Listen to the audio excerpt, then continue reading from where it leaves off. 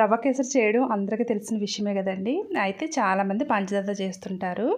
And రవ్వ కేసరి అన్న వెంటనే కూడా చాలామంది ఎక్స్పెక్ట్ చేసేది ఏంటంటే ఎక్కువ నెయ్యితోటి అండ్ ఎక్కువ డ్రై ఫ్రూట్స్ తోటి చేస్తుంటారు. నార్మల్గా పంచదారతో చేసే రవ్వ కేసరి కంటే కూడాను ఇలా ఒకసారి ట్రై చేయండి. టేస్ట్ అయితే చాలా బాగుంటుంది. యాక్చువల్గా ఈ రవ్వ కేసరి మొన్న ఉగాది పండుగ రోజున చేసి పూర్ణాలు అండ్ బొబ్బట్లోకి యూస్ చేశాను అనమాట. నార్మల్గా మనం పూర్ణాలు అండ్ బొబ్బట్లకి శనగపప్పుతో చేస్తాం కదా, నేనైతే రవ్వ కేసరి ఇలా చేశాను. టేస్ట్ అయితే చాలా బాగుంది. సో అందు గురించి ఒకసారి మీతో షేర్ చేసుకుందాం అన్నట్టు ఈ వీడియో అయితే పోస్ట్ చేస్తున్నాను. ఈ రవ్వ కేసరి ఎలా ప్రిపేర్ చేశానంటే, ఒక కప్పు బొంబాయి రవ్వకి 3 కప్పులు నీళ్లు తీసుకున్నాను. మెజర్మెంట్స్ కరెక్ట్గా ఉండాలండి, అప్పుడే మనకి పర్ఫెక్ట్గా వస్తుంది. 3 కప్పుల నీళ్ళల్లోకి 1 కప్పు బెల్లం తురుము, అరకప్పు పంచదార అనమాట. స్వీట్ కరెక్ట్గా సరిపోయింది. ఒకవేళ కొంచెం జారుగా అనిపిస్తే, అంటే జారుగా కావాలనుకుంటే 4 కప్పులు నీళ్ళు పోసిన నో ప్రాబ్లం. నేను పూర్ణాల్లోకి చేశాను కాబట్టి 3 కప్పుల నీళ్ళు పోసాను. అండ్ ఒక పక్క నీళ్లు వేడి చేసుకుంటూనే రెండో పక్క స్టవ్ మీద ఒక పావు కప్పు నెయ్యిలో 1 కప్పు బొంబాయి రవ్వ అయితే ఫ్రై చేసేసుకుంటున్నాను. రవ్వ అయితే చక్కగా సువాసన రావాలండి, అప్పటి వరకు లో ఫ్లేమ్లో ఫ్రై చేసుకుంటూ ఉండాలి. ఇలా ఫ్రై చేసుకోవాలన్నమాట. నార్మల్గా మనం రవ్వ కేసరి చేయాలనుకుంటే 4 కప్పులు నీళ్ళు పోసామంటే కరెక్ట్గా ఉంటుంది. అంటే చల్లారిన తర్వాత మనకి కన్సిస్టెన్సీ అనేది గట్టిగా అవ్వకుండా ఉంటుందన్నమాట. రవ్వ ఇలా ఫ్రై అయిన తర్వాత వేడి చేసుకుని బెల్లం నీళ్ళు కూడా పోసేసుకోవాలి. టేస్ట్ అయితే నాకైతే చాలా బాగా నచ్చింది.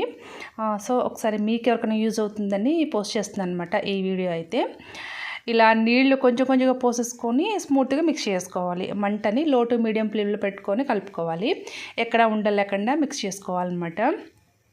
ఇలా కలుపుకుంటూ ఉంటే కన్సిస్టెన్సీ దగ్గర పడుతుంది. నేను పూర్ణాలు బొబ్బట్లోకి ప్రిపేర్ చేస్తున్నాను కాబట్టి 3 కప్పులు నీళ్ళే పోసాను. ఒకవేళ పూర్తిగా రవ్వ కేసరి చేయాలనుకుంటే 4 కప్పులు అయితే బాగుంటుందన్నమాట. ఇలా ఉడుకుతూ ఉంటే మనకి కన్సిస్టెన్సీ దగ్గర పడుతుంది అనమాట. ఇప్పుడు నేను కొంచెం కలర్ఫుల్గా ఉండటం కోసం పసుపు వేసుకుంటున్నాను. పసుపు జస్ట్ ఆప్షన్ అనమాట, ఇష్టం లేకపోతే స్కిప్ చేసేయచ్చు. పసుపు వేయటం వల్ల టేస్ట్ పెరగడం కానీ తగ్గడం కానీ ఏమి ఉండదు. ఇలా కలుపుకుంటూ ఉంటే కొంచెం కొంచెంగా దగ్గర పడుతుంది.